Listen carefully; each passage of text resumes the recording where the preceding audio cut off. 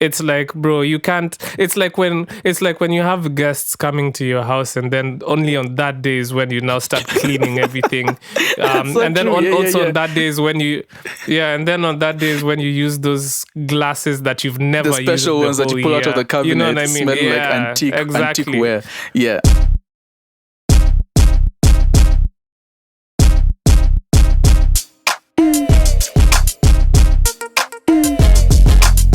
Daily meal do the kauna jifil do the kauna ganji lazima do the kawa anybody do the daily meal do the most daily meal do the most daily meal do the most daily meal do the most she do the most tingisha juu ya meza na bouncer hateti juu ameweza do the most adila siku nilale jeneza maisha ni one mbona unaibembeleza. Money talks ni lazima nsake pake. Spend it all toka sato hadi Sunday. OCS corrupt so tukawake. She call me daddy na sijuangi hadi mama ke. Yo, what's up guys, and welcome to episode 109 of the 30% podcast. The show where two Kenyan music producers try and convince you that they know some things. Also, I go by the name Afamefuna. My co-host goes by the name Sam Are. So join us on this audio odyssey. Sam, what's up? What is up? What is going on? What's up, world? How have you been? Chilling. Been okay. Been chilling. Nothing much. Winding down the year, getting ready for holidays, Santas, wreaths, milk and cookies. What else do people do in Christmas? But yeah, I don't know. It's winding down the year, honestly. Trying to figure out what we're doing, what we need to change. Yeah. And what have you been up to? It's getting very introspective. In terms of like what I've been doing, I haven't been doing much. It's just worky works, and a couple of studio sessions. But it's mostly nice. You've been in the studio. Work. Yeah. So can we expect new music in 2025? It's not my music. It's other people's music. So whenever it's done and they decide to put it out, then they'll put it out. Yeah. Yeah, but like, see, you're producing on it though, right? Yeah. Oh, well, I guess we can expect it. Okay, yeah, so that's new. Sure, yeah, so that's new music. Oh. Facts, yeah. But that's that. Just been chill. Just living life, man. How was your week? What have you been up to? Yeah, man, living life as well. This week we had an event called Last Nights with Sxddar. Our first like event that we've thrown. Pretty nice. It was actually a really good turnout. So that was Friday the 13th.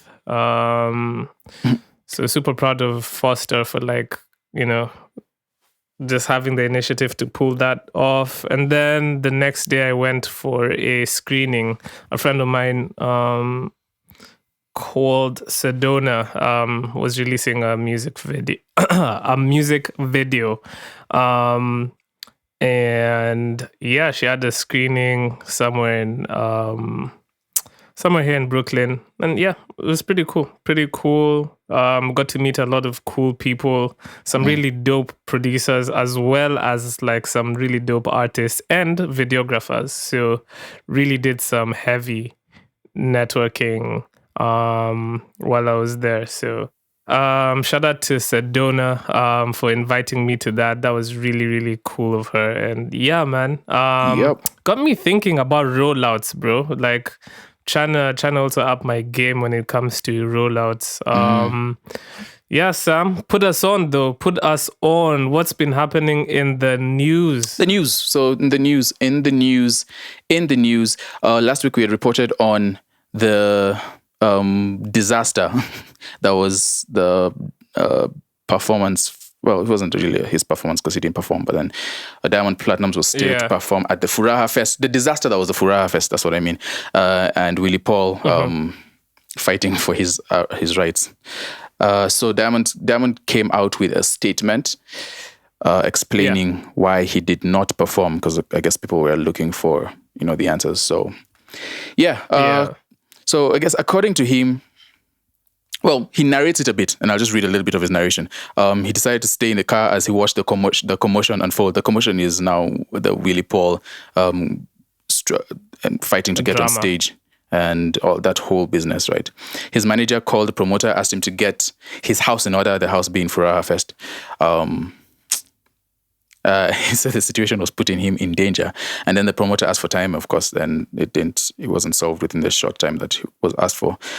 It was told to his team, rather the promoters told his team that they'll be able to fix it in a few minutes, but then it ended up dragging for 3 hours, according to him. So these are his words, right? So he didn't. The main reason is he didn't perform because if he was to go on and perform, it was going to be like after 3 a.m., which is, I mean, by that time, I don't know who is still outside. Like people will be really tired from standing because you're also standing, right, and moving around dancing. It's crazy. So people will be pretty exhausted, and essentially, is what we had talked about. Like he won't have the crowd if he performs that late. So. So again, he blames the organizers. Apparently, it's the organizers who the time schedule and everything, they weren't able to contain the commotion in a decent enough time, and so it dragged on for too long. And he was like, you know what, guys, usually when people come to perform, you give them a specific time. And if my time passes, I can't just wait for you forever. So he had waited, according to him, 3 hours. And then after that was done, he left. And he pocketed the money and he said that I'm keeping it because it's not my fault that this happened. How much was it speculated that he was paid? Yeah, so the speculations is 19 million shillings, $150,000, which is not small money, honestly. Wait, so was he paid the entire amount, or was it just the depot, or he was just paid in full?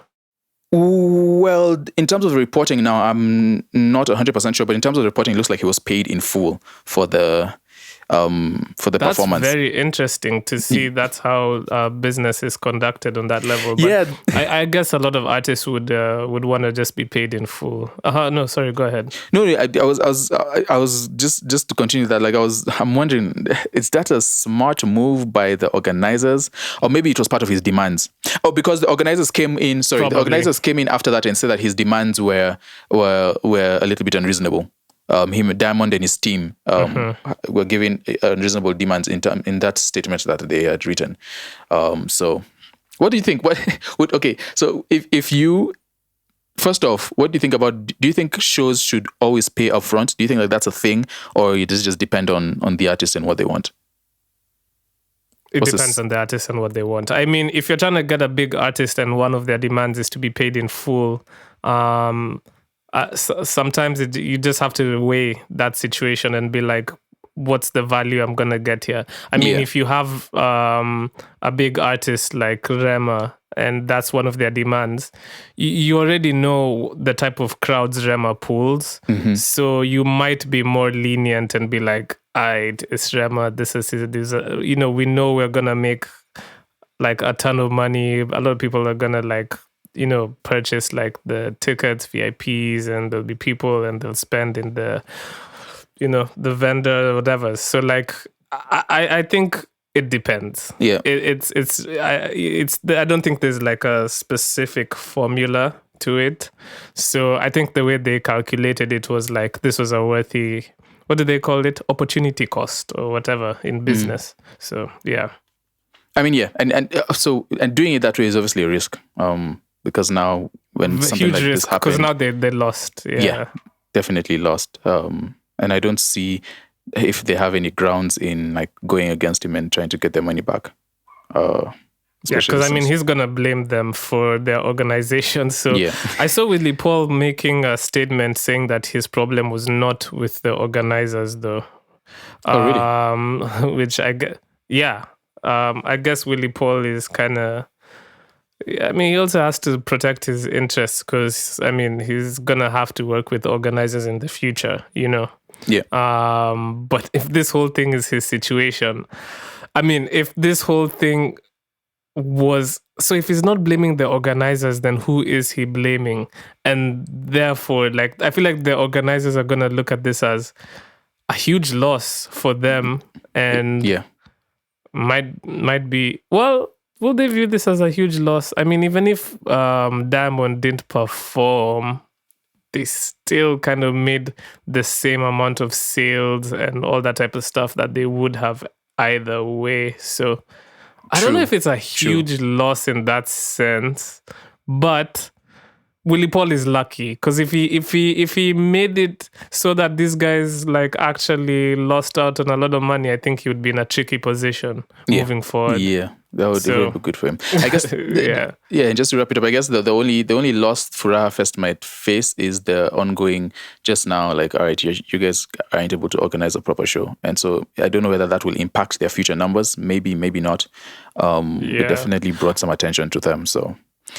Yeah. Well, an angle I've seen is that, like, some people are speculating that this might make it a bit tough on Kenyan artists who want to go perform in TZ, because there might be some games being played now because of this whole situation. So I think TZ is going to retaliate. I wouldn't put it past. You know how this industry is, it's very petty, so I wouldn't put it past them. Very petty. It's Pettyville over here.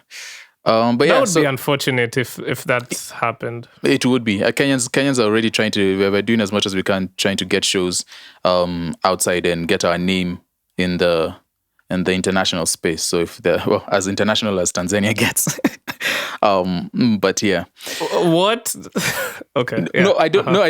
You know what I mean by, like, it's East Africa, so it's not as international. It's I don't know what you would call that. It's our neighbors. But there's still a big market for sure. No, yeah, for sure. That goes without saying. So.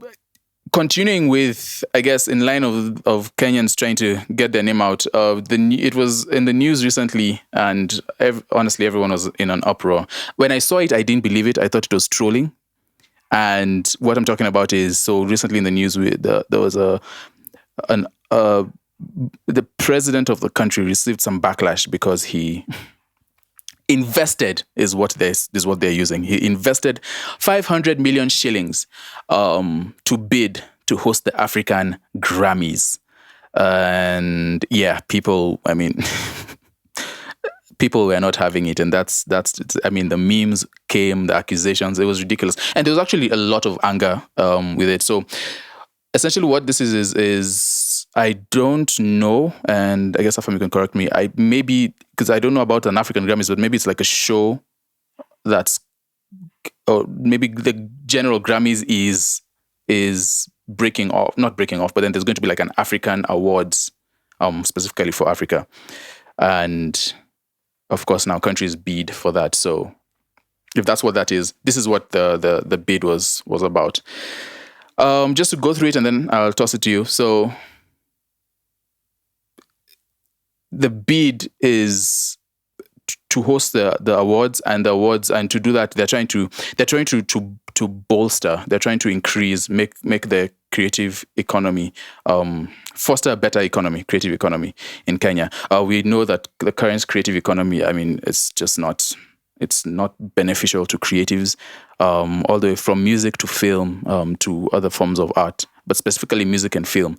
There's been a lot of complaints. The CMOs have been under fire for just treating artists like trash, and the film industry as well. So that definitely needs to be done. So idea iko, but it's not a speculative venture, but then it's a strategic move, according to the president, towards cultural and economic development. So it turns out that last year, the sports CS, who is also doubles as the creative head of the creative economy and is the representative in the government, had gone to the awards in Los Angeles to discuss potential partnerships, which will to elevate Kenya's music scene to the world stage. And again, allegedly, the president had also engaged with the leadership of the Recording Academy to do the same and to promote Kenyan music, and just, I guess, to start the bid of the African Grammys and those relationships. Yeah, so that was in the news, man. I don't know. What I guess I'll go to you then. I'll get to what I think. What do you think about all of this? Where were you when the news hit you? Where was I? Honestly, So I think there's been a lot of confusion because a lot of people are assuming that it's the Grammys. This bid was made or submitted to host the actual Grammys, which is not. I mean, that would be ridiculous, right? Yeah, that would be. Yeah, to even consider. So, from my understanding, like the African Grammys is gonna be like a separate kind of event or award show. I don't know if it's gonna still even be under the Recording Academy, but obviously with the name, it might have to be. I don't think the Grammys are gonna let anyone. Yeah, I don't think they're gonna let anybody else use that name, the term Grammys in their thing. So for my assumption, it's gonna be something that they're trying to roll out in the future. And what do I think about this whole situation? I mean, obviously Ruto is using it because I mean he's known to kind of like to what's the word? Like essentially show that he's doing things and like try and position Kenya he's on the ground. as this like really, exactly. But obviously you can't. It's like there's so much wrong going on in the country, our economy is trash. There's just a lot of injustice happening. I mean, you look at what's happened with the femicide march. That was a whole disaster, especially because of our government. They ended up freaking lobbing tear gas at women. Everybody is in unrest. Like they're literally just trying to segment our economy. Literally, they tried to sell our airport to the highest bidder. So essentially, he's just trying to kind of like have this like clean spiff image for the rest of the world to see that he is this like really, legitimate, international, clean guy doing big things and trying to make Kenya look like the West. But like, it's like, bro, you can't. It's like when you have guests coming to your house, and then only on that day is when you now start cleaning everything. And then on that day is when you, and then on that day is when you use those glasses that you've never used. The special ones that you pull out of the cabinet. You know what I mean? Smell like antique-ware. Yeah. It's a facade. It's a facade, and it's unfortunate because, like, I get it. Like to think about the benefits of hosting an award show, like that's supposed to be representative of the whole continent in the country. See, that's a good idea. You know what I mean? Like, there's so much benefit to come from that, because if you host an award show, think about the people who would sponsor it. Think about the people who would even just come to the country. So that would boost a lot of things, whether it's tourism and even the industry itself. If we're talking about a music industry event, artists are gonna come, executives are gonna come. And when they come here, it's not like they'll just be doing nothing. That'll be an opportunity for people to mingle with these people, network, ideas, partnership. There's so much growth to be had by hosting something like that. The only problem is you have to think about the intention, and the intention that Ruto has is completely off, and there's a similarity here when you look at Sakaja trying to name roads after artists, and so I respect it because, and it's annoying because like honoring Issa, right, is a great thing, because that's an artist who, bro, 21 years later is still talking about super impactful. Yeah. Like literally, you look at the music that people like Lil Maina are releasing, Watoto wa Korofi, the Urban Tone Acts. It's following so inspired by what Issa did, But you see, the problem is you're using that as a politician to kind of position yourself with the youth and make you look like, I'm hip, I'm with it, like I understand y'all, like literally I'm for the kids, and then like in the future you're using this like to kind of gain favor with your future voter. That's all we are, really, pawns. We're people who will vote future voters to government in the future. And so for me, the problem is, as much as these things that they claim to want to do seem good on paper, it's the intention is really like it's a means to an end, essentially. That's what it is. And so I can't get behind it. It's not necessarily because, and I think that also is what frustrates me about all of this is our creative economy is in shambles. It's terrible. We're failing. Honestly. It is. We're failing, and we can't start trying to posture for the international community.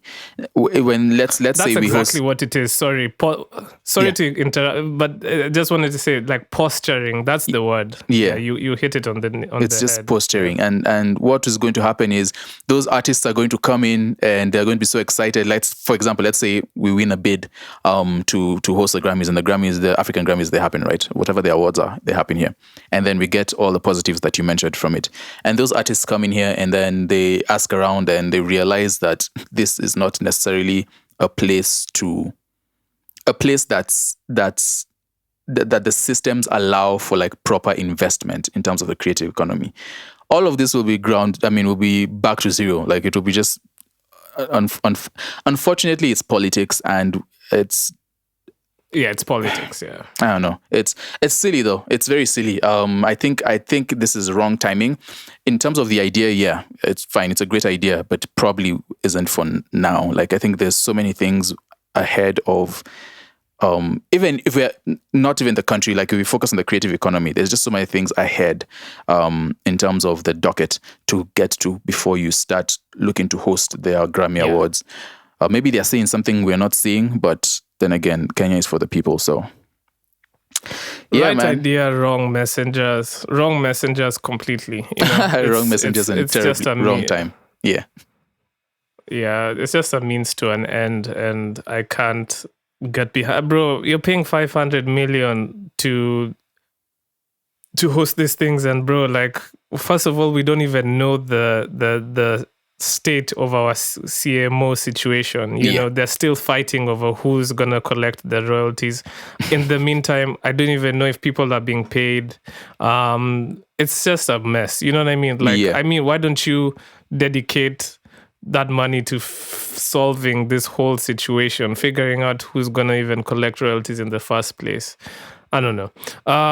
Or invest into actual things. Invest into the art, right? Direct. It's misplaced priorities in my opinion. I don't know. It is. Okay, so in other news, so this one isn't necessarily well, I think it's very interesting and it piqued my interest. So essentially, there was a report that came out that Sony Music Entertainment pulled its music from Boomplay.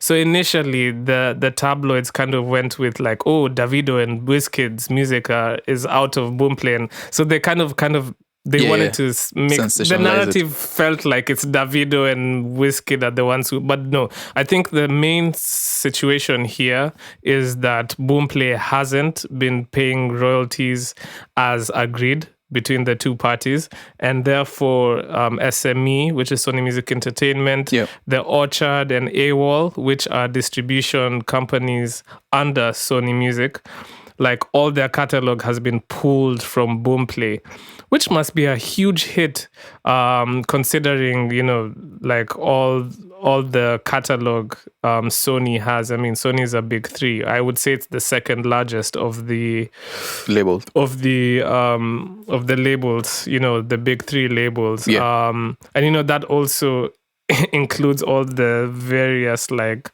sub labels and imprints within Sony.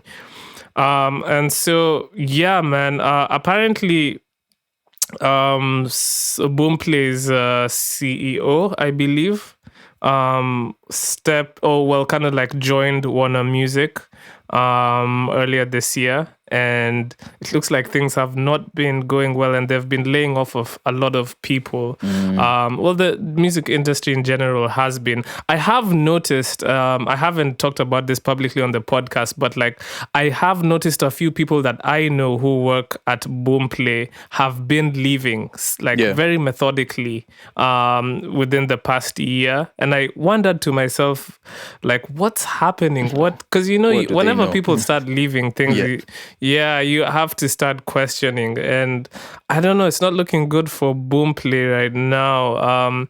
Also, I find it interesting when I read all these articles, how they always say Boomplay claims to be the number one music streaming and download platform in Africa. I find that wording very, very interesting. Anyway, Sam, what do you think of this whole situation? Like, how do you even feel about Boomplay in general? I don't know. Yeah, I think just as an observer, right? I feel like Boomplay came with a goal, but I feel like they've not been able to get it done, because of all of these weird things that are happening in the music industry, shenanigans. It is, Sony has a lot of African acts too, and Boomplay, if they're claiming to be an African, or rather they're claiming to be the leading platform in Africa, music streaming platform in Africa, then that's a huge hit for them.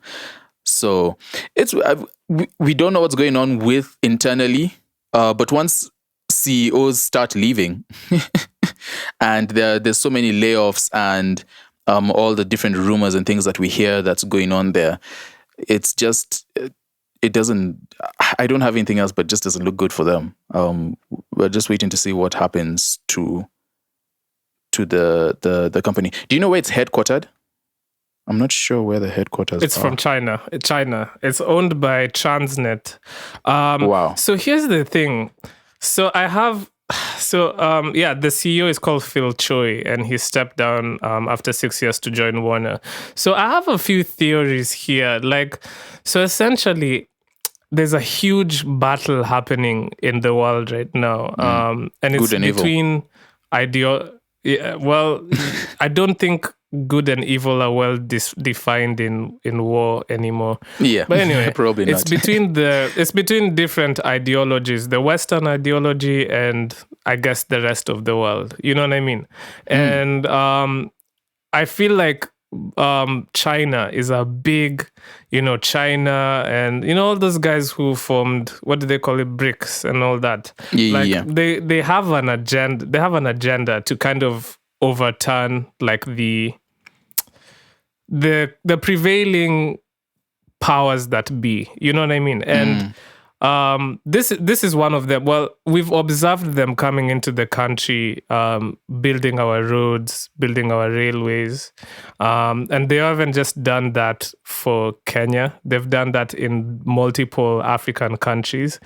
But this isn't a political podcast. All I'm gonna say is they are very, very No, but there's a correlation. They are very, very strategic in the way they do things. Yeah. And it's not just about like.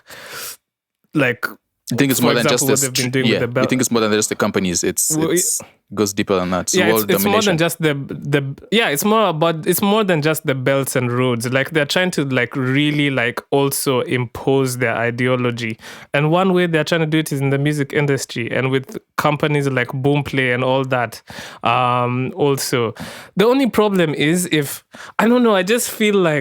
I feel like this whole positioning Boomplay as the number one app in Africa and all this thing, like I feel like it's another case of being a means of the whole means to an end. Like I think that's the kind of theme of the podcast today. I feel like their intentions aren't really to uplift Africa as a streaming power as much as it is to kind of dislodge the current streaming powers. superpowers. Yeah, and streaming powers like Spotify's and Apple Music and all that type of stuff. My problem with that is if you all are just like fighting over who gets to have Africa, then it becomes less about bringing our streaming game up and empowering our artists and all that type of stuff, but it then kind of shifts into the big ideological battles you all are fighting, which small artists and small pawns like us have no power in. You know, we're just so powerless to these things. The battle it's just has been going on for years and years, and we end up becoming casualties of you guys' war, and you're supposed to be helping. That's my point. Yeah, we end up becoming casualties. Like for me, I would just love if we had our own things, because we have our own best interests at hand. You get what I mean? Like these guys aren't gonna help us off of the fact that they want to see us win more than they want to have their own ideologies thrive. And I just think like ultimately, if we don't help ourselves in these things, then we're always just gonna be used for whatever things they have up their sleeves. You know what I mean? Whatever narratives that they want to paint and stuff like that. So, but I don't know. So, just to sorry, and I guess we also have things like Mdundo and all that type of thing. But I mean, Mdundo is also not really founded like in Africa, but go ahead. It's not it doesn't, and that's the thing. It's like as long as, and I guess it's also what you're saying, as long as our narrative is owned by an outside party, it's never ever it's never really going to be in our best interest. Of course, it could come close if we have some sort of control, but usually in these situations, we don't have control. We are what do you call it? We're at the mercy of whatever they feel like they want to do. So exactly. We need to start creating. We need to start creating and owning our own narratives. I think as that's part of the fight. It's not just trying to put ourselves in situations that we can win, or the big get Grammys or the accolades and the whatever it is, right? It's more than that. It's more about now going and trying to figure out, all right, the systems that we are using are currently not necessarily only ours. And not to say that it has to be, it's not like African the whole way through. But then I think there's space for innovation in and forward thinking within our house before we start looking for outside investments. And I think and we have the minds for that. We have people who are brilliant enough to do that. We have the industry. I mean, just in terms of the industry, like the African music is up right now, right? So it's good enough time to start figuring out how to bypass and just let them fight their wars while we just retract ourselves. It's like, I don't even remember the cartoons, like when two people get, and then there's like a fight cloud, and then the one person leaves, and then there's still a fight cloud, and there's just like two random people in there fighting, and they ends up seeing the cat is biting himself. I know exactly what you're saying. Yeah. I think that's what we need to do. We just need to start controlling our own narrative. It's unfortunate because it's also very uncomfortable when you think about the biggest artists in our continent, and if you just do a little bit of research and see who they're backed by, it's not necessarily gonna be by an African entity. All these guys who are big, Rema, Burna Boy, Tyler, all of them are backed by the West. You know what I mean? And ultimately, if they decide, okay, because right now we're in a good position where people are viewing Africa as the next like frontier because it's still developing. Mm-hmm. But once they decide that Africa isn't the wave anymore, then what happens to African music at that point? Exactly. We've signed the contracts, we've done everything, and now we're just left to dry. It's craziness. But the funny thing is, we have the numbers, we have the creativity. For sure. Oh my, bro, this conversation we are having is so impactful because it's like, even in terms of like Africa having all the resources, like when we're talking about like minerals and all that type of stuff, like it's a big issue. You know what I mean? Like, if as long as we let them like control the narrative, we're always gonna be at their mercy. You know. Yeah. So it is a difficult conversation to have, and also, I mean, even with our whole own situation with our events here and artists feeling like, you know, foreign acts get paid more and all that type of stuff. Yeah. If we don't take control of our own narratives, we'll never be comfortable. True. Anyway, Very true. that's just my own rantings. What else happened in the news? Did you keep up with the whole Wadagliz situation? Yeah, I saw that. I saw their song Anguka Nayo, which is contender for Song of the Year. The YouTube video got taken down. I'm not exactly sure why. But that's like a hit to them. They're blaming hood boys. Yeah. But this is the thing. I'm not gonna lie to you guys. I'm so not like tapped into the whole hood boys drama. Yeah. But ultimately, this has been the year of takedowns. Why are all the hit songs getting taken down? All the hit songs are getting taken down. I don't know, man. I think it's probably. I don't want to put it all on contractual agreements and the business side of music. But I think that plays a lot in terms of just agreements and contracts and whatnot. Is part of the things that we need to learn as an industry is to get the business side it's really compact. It definitely boils down to money and something. Money has to play a part in this. Someone feels like they've been finessed. They've been finessed. Yeah, they feel like I need more than I've, or sometimes it's even I need more than I've gotten. You realize later on, oh wait, this song has done way better than I thought it would. Could you guys give me more, please? And then they're like, no, we're not giving you more. And then it's just a whole big fight. Yeah, man. I don't know what they haven't really. They released a song, but I don't know if it has done as well as this first one did. Like this song is this Anguka Nayo was a smash. So they haven't really done much. They're still holding on to Anguka Nayo. Rightly, they should, because hit songs do really well for artists. But yeah, we don't know. We'll see. I guess it's going to come out at some point. These things always end up revealing themselves. We'll go snooping some more. Yeah. Some people some people were saying that because they faced a little bit of backlash when they performed for an event that the president, the president was at, and it's the kind of controversy because like the song that we're using is sort of fighting for Kenya, and then you guys are siding essentially with the people we are fighting against, according to the people. Yeah. So I don't know whether that has anything to do with anything, but then. It must be difficult for them because you don't know how to feel now because you have a smash hit and it has kicked your career off. But then now it's like, I don't know. Music is just the industry. I always tell artists, stay the fuck away from politics. Super far. Yeah, don't let them use your music for their political goals. It never ends well, especially for the artist. Yeah. We've seen it time and time again. Yeah. You might as well, have your political opinions for sure, and use your platform appropriately. But if you start now trying to make them let them use your music to be the soundtrack to their political agendas and stuff.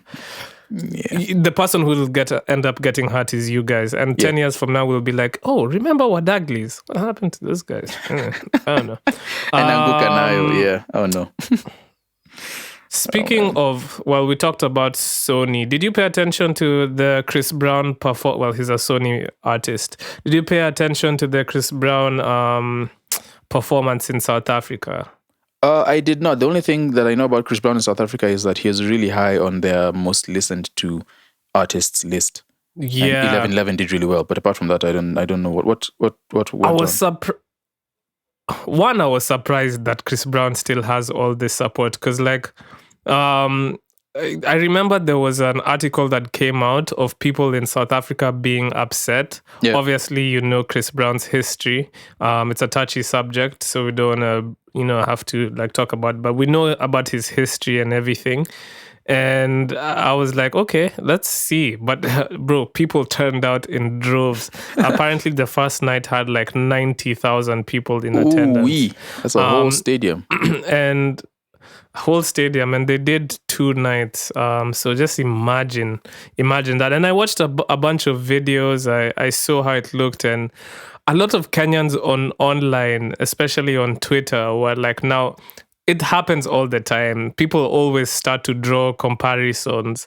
And this year we've had so many issues, especially when it comes to our event circuit. Yeah. And people were like, man, these guys in SA look like, because the event looked very Western. I'm not gonna lie, it did. It looked like something you would see in the O2 professional, or whatever. Yeah, and people are like, "Yo, when is Kenya gonna get like that?" First of all, somebody was even asking me, "See, Kanye was supposed to be performing in Kenya." Oh yeah, wait, what's the date? Kanye is running out of time. He has half a month left. He needs to rush. So the question is, man, when does Kenya get to this standard? Because do you think we can do something this big and of that magnitude as we are now? And what are the steps we need to like take to get to that that level? You know? Yeah.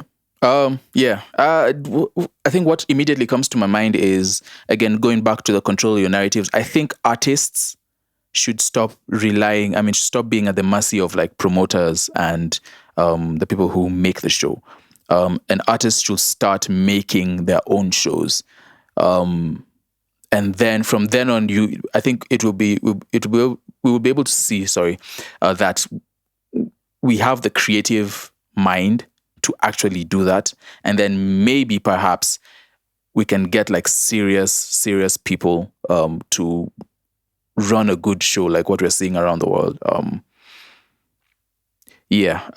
So shows like Soulfest, which are which is upcoming by us. Yes. Okay. And I really like the them enforcing that. Listen, this is a KE music show, and it's this stuff like that. It's just creating the narratives for ourselves and our own spaces, and developing those, and then inviting people into them. And then maybe from then we can now start to see outside involvement that is positive, rather than just trying to do whatever we're trying. I don't even know what we're trying to do, if I'm being honest. It's just not working. So I think that's partly, if there's one thing I would say now, I think that's partly it. Is let's just create our own narratives and figure out how to. Artist-led shows are so cool. Like Camp Flogno, it was amazing. The Dreamville Fest, and of course they're Western ones, but they're successful, right? The Dreamville Fest, which is coming to an end, but then that has also been like a really huge part of the culture. And so there's no reason why we can't do that here, and then start to figure out how we can elevate from there, and then get up to the point where our artists are filling out stadiums and packing seats. Okay. I agree with everything that you said. And I generally don't have anything I disagree with there. So do you want to talk about new music? Let's do it. The big release of the week, Disko by Kodong Klan. Kodong Klan have been creeping up in terms of just the music world. And of course, all of them are established in their own right, but they came together and are trying to reestablish themselves as Kodong Klan. So, they dropped Disko on the 12th of December. Disko is a 14-track project, which was pretty cool. 1 hour long. It features, producers. It features Hendrik Sam is on there. Wodomolo is on there. So Fresh is on there. And I don't know if there are any others, but shout out to all of you for putting the projects together. These are very loved artists. So again, like we keep saying, it's interesting to see them put together. What do you think of the project? What do you think? So I listened to 11 out of the 14 tracks. You're almost there. I'm not gonna lie, guys. If you've been listening to this podcast, you know I struggle with long projects. He struggles with keeping his attention. Really struggle. But you did well. 11 is a lot. Yeah, man. Yeah, I got through most of it. I think it's pretty cool. It's what you expect. I mean, with Hendrik Sam, Wodomolo, and So Fresh, you already know what sound it's going to sound like. Anticipate. Yeah. Although I did see Hendrik Sam make a post saying that next year is going to be the year of compa. Do you listen to compa? No, what's that? Should I know this? It's like a sound, but like I feel like it's kind of French influence. I'm also I'm really not that in like I'm not that it's like I feel like it's like it draws from like French and then like Central Africa, West Africa. I think I know what you're talking about. Yeah. So it's that kind of sound. I don't listen to a lot of compa myself, but so hey, listen, maybe we might see an evolution from Hendrik Sam and them. So the sound next year might be very different. And what was I saying? Oh yeah, so we know what sound to expect. I liked it. It was a nice project from what I listened to. It was very, very geared towards. It's a very December record because they're talking a lot about let's say relations with women and things like that. Relations. We'll just call them relations. Yeah. So I mean, these are young men who are outside. I know that. Listen, these guys, you hear them singing and crooning over records. Let me tell you, these people are outside. We know. So I know a lot of their art is influenced by what they're living. Life imitates art, and art imitates life. Yeah. Exactly. So, yeah, I mean, shout out to them. And it's hard to make a coherent project with so many people. I think there are 8 of them. So, yeah, I liked it. I believe my favorite song on there was Nyaduse, from what I heard. And I think I had another favorite. I mean, Okra Water had already come out, so we'd had that one before. Yeah. There was one which had was it Mafans? I think might have been Mafans. I also really respect the fact that they're also doing a lot of sampling. So there's the whole urban tone influence still within this project. So I liked that. I liked hearing the samples and everything. Yeah. What did you think? It was cool. I think, if I'm being honest, my expectations always let me down. And it will be, so this is their first project, right? So I would feel like it would be, this is them figuring out how they present themselves and the music to the world, right? It's not just sit down and do songs. Like, there's a lot that goes into coming up with a project, especially when there's so many people involved in the process.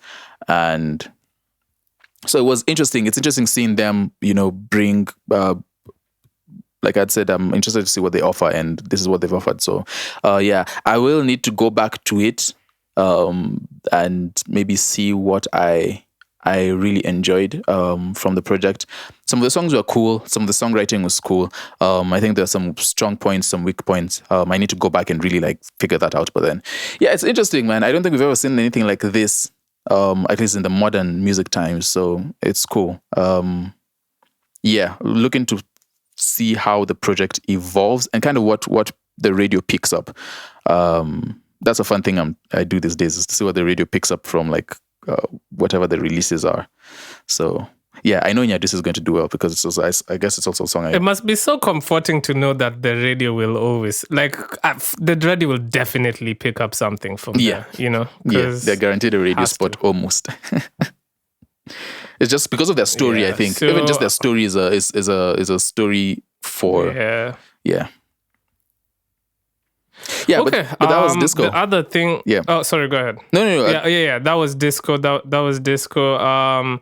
So we have to also talk about the other project which I listened to this week, which was Spiral Tape by Zowie Keng'ochas. I mean, listen, we've all been spiraling at some point. Spiraling is it's not fun, but shout out to Zoe. This is a really well put together project. I really like her rollouts. Her rollouts are really very captivating. using the imagery and everything, and then culminating with the release of How Do You, with the video and everything. One thing I'm pissed about is, bro, artists always do this where the interlude is always so fire, but then it's so short all the 2 time. seconds. Like 2 seconds of the firest thing you've ever heard in your life. Listen, let me tell you, artists always do this thing where when they're making an interlude, they lock in. They just lock in and they make the best 1 minute song ever and then leave it at that. And we're like, why is this only 1 minute long? You know what I mean? I don't know why, but like for me, I think Dead Wrong was really, really exciting. I really liked that. It was a very cool project. Shout out to Zowie. Yeah, shout out to her. Very cool project. I enjoyed Tabu. I enjoyed the old school, what she did with the old school sound. That the 80s drums, mad reverb, everything. It's interesting. There are different vibes and different feels. We have the old school sound. There's like some more R&B leaning things on here. Then there's the rockish, I don't know what you'd call last one, I promise, the single that she dropped. But it's more leaning into like rock and the grunge sound. So shout out to her, man. I really do hope that she continues on her trajectory and picks up steam. KE to the world. Yes, sir. Yep. Kenya to the world. Hey, let me go first because I didn't listen to as much music as you did. So, the other songs I listened to, Maju by Sean MMG, YW Smith, and YB. I can never say his name properly the first time. YBW Smith and Mr. T. Yeah. I always mess up. I remember I watched the video first, and the first thing that captivated my ears was just like the sample, like the Eastern kind of sample. I like it.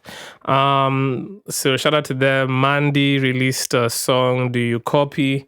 Mandy has been releasing consistently. I see you.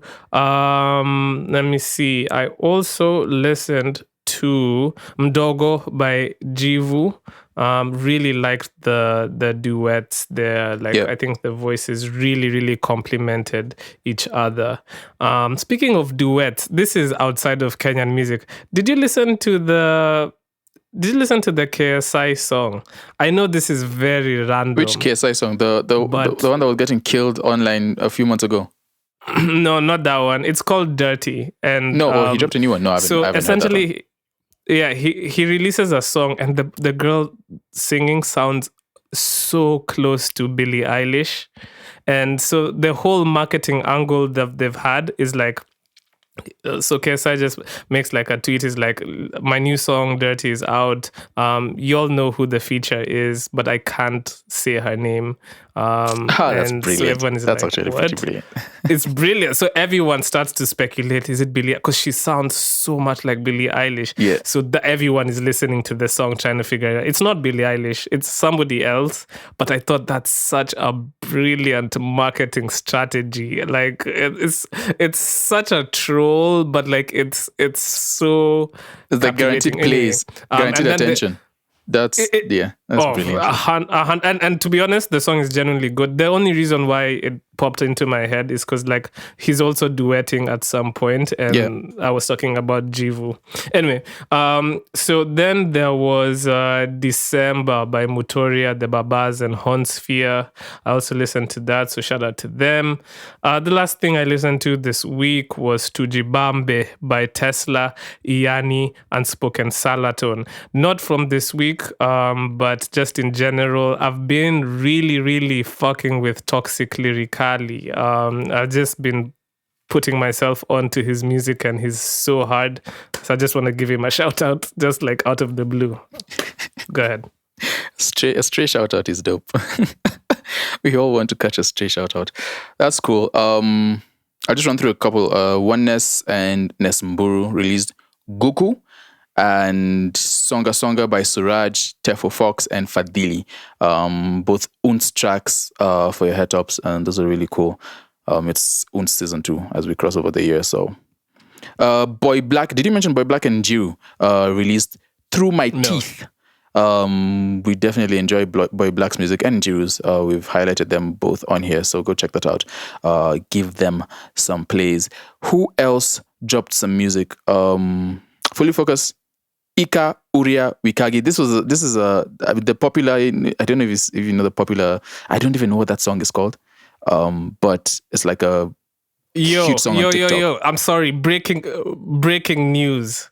YBN Corday just follows TG Black. Is that breaking news? Are you mad at me for interrupting you to say that? Are we follow watching? It is breaking news. No, but it's true. I don't know how. It's huge. Sorry, right, I'm sorry. KE to the world, I guess. Then there you have it. Hilda Watiri. I was talking about the Fully Focused song. Shout out. That's pretty cool though. I mean, the just back on your breaking news. It's the follows are. It shows that you're getting involved in conversations and spaces. So that's cool. Fully Focused went and sampled the popular TikTok song that everyone was dancing to recently. So shout out to him and Salim Jr. And I guess what else will I highlight? I guess the last one I would highlight is Hilda Watiri and Iyane Jamdong with Nico Poa. Oh, and also, finally, then we'll get to our pick, is Steph Capella teamed up with the producers who worked on Karun's last EP. That's GR and Hook with Erosopa. It's a very politically charged song. So again, if you're a big fan of him and you're still in the mood of Mandamano, go check that out. Yeah. Our pick of the week. Afam, do you want to introduce it?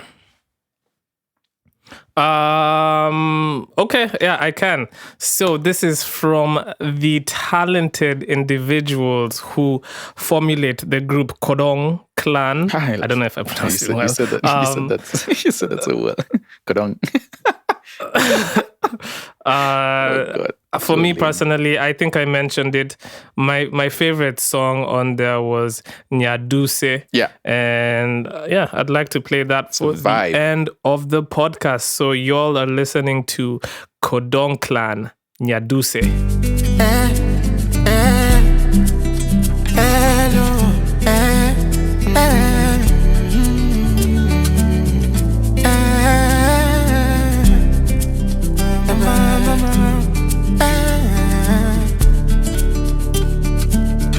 Hisia mingi ndani ya roho, jabera pari, bimondi lima pocho pocho, itina chiedni, chunya in maringodo, unge ngato maboma idhoda, aweyo nono, abebuka many time, kunene, ungise, ayo charite dhonam, ama kongeke tumbuta nyeune, ayo charite dhonam, kunene, ungise, ayo charite dhona ama kongeke tumbuta nyeune ayo charite dhona nyaduse bingeni mi amor nyaduse onge mapimigo nyaduse bingeni mi amor nyaduse onge mapimigo nyako nyadundo nyaduse nyadundo Nyako nyadundo nyaduse nyadundo Nyako nyadundo nyaduse nyadundo Nyako nyadundo nyaduse nyadundo Asemanya balango yora ero anloka iriera chopo irokagi era mugundo weche na sano pogore tobe uneno na nyaru waria mama mia Cinderella wangi potonge kabirwa nyajomoko inemigo lodicho echiro makielweta na menyio akogirungu sira wende malaika odangu bombe osingoni bata obosike kangato tema toda mujibunde hera wani sina ywera dongo winjore hindo saina wesa hapa hakuna pressure emomio Nyaduse bingeni mi amor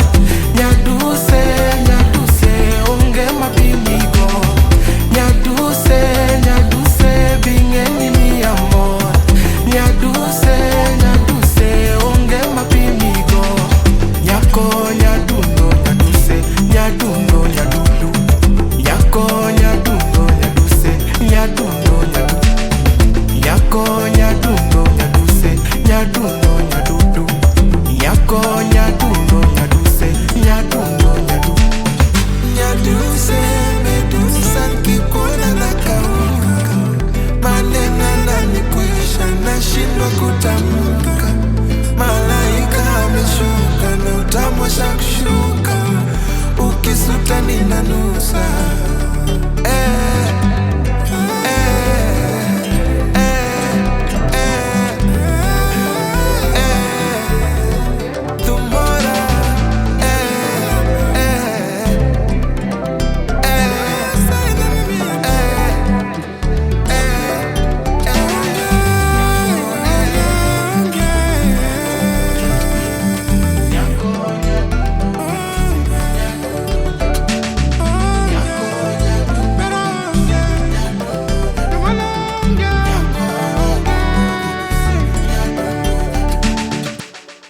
That was Nyaduse by Kodong Klan off of their album Disko, which y'all can listen to right now because it's in your phones, it's on Spotify, it's on Apple Music, it's on everything. Yeah. So shout out to them.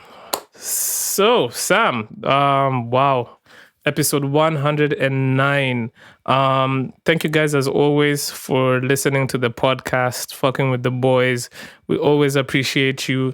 And if you're new here, at the end of the podcast, I love to kind of, give away some sauce. And this sauce in question is the 3 C's. And what is that, you may ask? Well, the 3 C's are kind of guidelines that I've concocted for myself because I think it's something that I need to follow, and hopefully you guys find some use for them. And the first one is confidence. As an artist, we get very, very self-conscious about our music or our art, but ultimately, you need to be confident with the stuff that you're doing because people feed off of confidence. And once people see that you're confident, they also start to, like vibe with the music even more than they would because of your confidence. 2, consistency. Always be consistent, whether it's with the creation of your art or its release and distribution. You always have to be consistent. And I'm not telling you to release music or your art every week or every day. But if you decide you're going to release music 4 times in a year and you're going to do that quarterly, then stick to that and have a plan, have a rollout. Lastly, craft. Always work on your craft. Even if you can only spare 5 minutes. I know everybody, especially in the creative world, it's hard to live off of your work. So most likely you're doing something else and supporting your art by the something else that you're doing. And so maybe you don't have that much time, but everybody has 5 minutes. So if you can find 5 minutes to read up on a new thing in your sector, or watch a 5-minute tutorial on how to, properly EQ your vocal, do that. And all that really, really counts. 5 minutes every day, 365 days a year really builds up. Yeah, man. Sam, what's up? Yeah. And actually have another C at this point, which is control. It's important as an artist to control, and which is what we were talking about earlier, is it's important as an artist to control your own narrative. And it's as small as learning. Are you on the Sxddar payroll? Is TDE paying you? Imagine if I was on the Sxddar payroll. You think I'd be doing a lot more.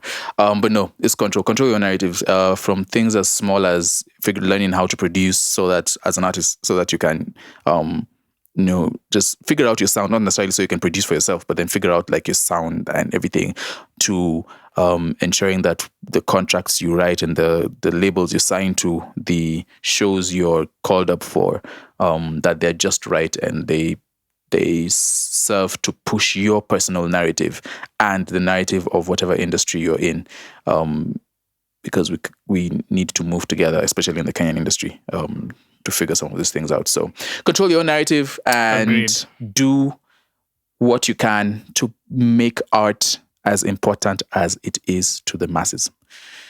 And with those words, I have nothing else to say. With those words, I have nothing else to say. Yeah. With those words, I also have nothing else to say. So, we'll catch you guys on episode 110. Yep.